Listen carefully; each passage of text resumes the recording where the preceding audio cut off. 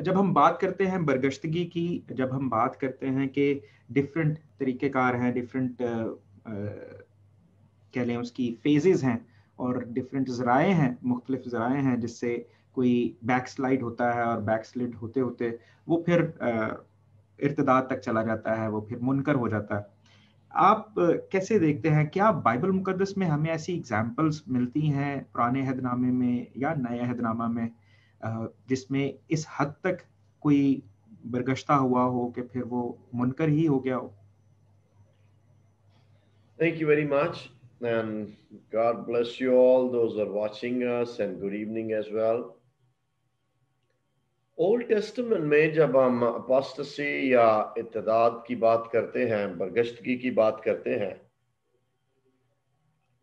तो मैं और सब एक लिटरेचर पढ़ पाए और उसने हमें हेल्प की समझने में। ओल्ड टेस्टमेंट की जो अपोस्टेसी है वो ये है कि जब एक ज्यू खुदा के कवनेंट को वायलेट कर देता है, उसकी शराइत, उसमें जो कुछ मानने को कहा गया है, जब वो नहीं मानता तो वो बेसिकली अपोस्टेसी है। और इसको और अगर हम बयान करें तो ये है, जब कोई शख्स खुदा को छोड़कर किसी और माबूद, पत्थर का हो या जो भी हो, हकीकी खुदा को, जो इसराइल का खुदा है, जो मसीह यीशु में हमारा बुजुर्ग आसमानी बाप, उसको छोड़कर जब कोई शख्स और खुदा को मानना शुरू कर देता है, तो ये सादा लफ्जों में अपोस्टेसी है। इसकी एक दो एग्जाम्पल्स तो बिल्कुल वाज़े हैं और इसको हम जल्दी से देख पाएंगे।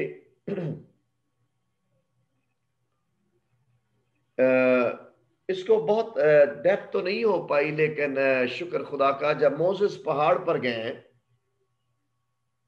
तो उन्होंने नीचे एक बछड़ा बनाया and they started worshipping that. इसको भी हम अपोस्टेसी कहते हैं। अगरचे मोसेस के आने के बाद जजमेंट आल्सो केम, दे रिपेंटेड, और तो भी ये एक एग्जाम्पल थी। इसके अलावा सेकंड जो हॉरेबल एग्जाम्पल है वो सॉल की है, साउल की है। I'm sorry, वो किंग सोलोमन की है कि वो वाकया ही मुआबी औरतों ने उसके दिल को खुदा की तरफ फेरा। अगरचे इस पे ये राय दी जाती है कि द बुक ऑफ एक्लेसियास्टिस जो है वो सोलोमन की रिपेंटेंस की बुक है। इफ अगर आप इसको इस तरह इंटरप्रेट नहीं करते तो देन सोलोमन नेवर रिपेंटेड, और इसका मतलब डिस्ट्रक्शन के। सो ये ओल्ड टेस्टमेंट की दो एग्जाम्पल्स हैं जो आपको ये समझने में मदद करेंगी कि फिर चले यहीं तक हम रुक जाते हैं कि यहां तक पॉसिबिलिटी है कि आप, खुदा ना करे, अपोस्टेसी में if you do not come back you can and up in hello.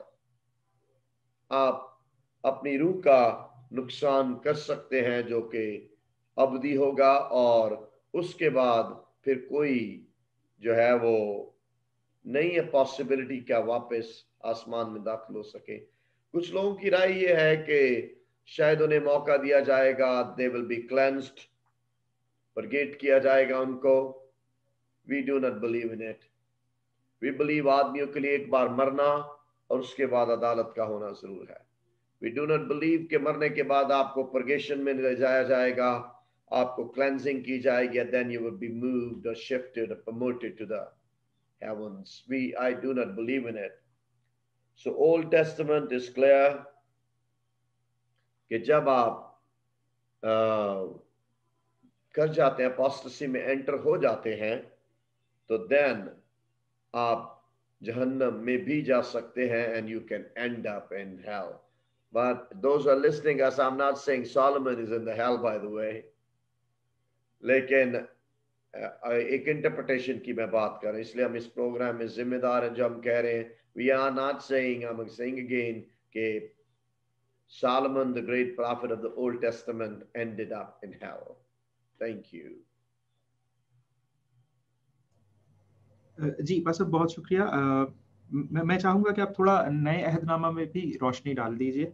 और एक और शख्सियत आपने नाम भी लिया था, साउल के बारे में आप क्या कहते हैं कि उसका, क्या हम उसको बरगश्तगी कंसिडर करते हैं या नहीं करते? बरगश्तगी या अपोस्टेसी तो थी उसमें, वो तो है। फिर हम अगर और माइन्यूटली जाएंगे तो फिर एली के बच्चे, एली की लाइफ, मैं क्यों उनको कहूंगा कि they did not end up in hell because God judged them. Ally की जो है वो जजमेंट हो गई है, God killed him. जब आपकी जजमेंट हो गई है जमीन पर ही, तो आई डू बिलीव कि जो खुदा ने आपके साथ फाइनल करना था वो हो गया है। And I do believe Eli is no more in the hell. लेकिन दूसरी इसकी कॉइन की साइड ये है कि आप इसको यूं भी इंटरप्रेट कर सकते हैं कि he ended up in hell because God killed him.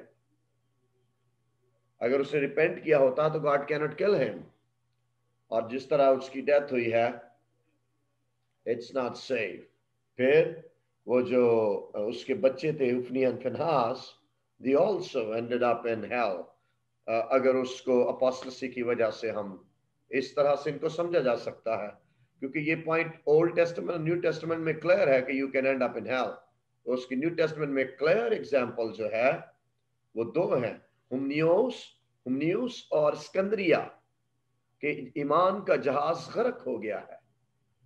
Then in the New Testament we see one more example. Oh my God, वो एकदम से दिल से निकल गई, अभी पढ़ रहा था। So एक मिनट आ जाएगी अभी ज़हन में। So और भी एक या Hananiah and Safira, they also जो न्यू टेस्टमेंट में सबसे भयानक हुआ है वाज़े तौर पर कि अपोस्टेसी की वजह से, वो गुमराही की वजह से उनके साथ ऐसा हुआ है। सो ये उसकी दो क्लियर एग्जांपल्स हैं। इसकी एक तीसरी एग्जांपल जूडास इस्करियोट, वो तो बिल्कुल और वाज़े है। लेकिन I think the most horrible is Judas Iscariot and वो दोनों जो कपल है। I think it's a great lesson for the also those, जब आपने खुदा से कोई कमिट किया है तो यू मस्ट पे। अगर आपने कह दिया है कि घर आपका नहीं है तो फिर वो आपका नहीं है। अगर आपने कह दिया है कि ये पैसे खुदा के नहीं हैं, तो you need to be careful. Don't commit emotionally. Emotional commitments, please मत कीजिए। God bless you.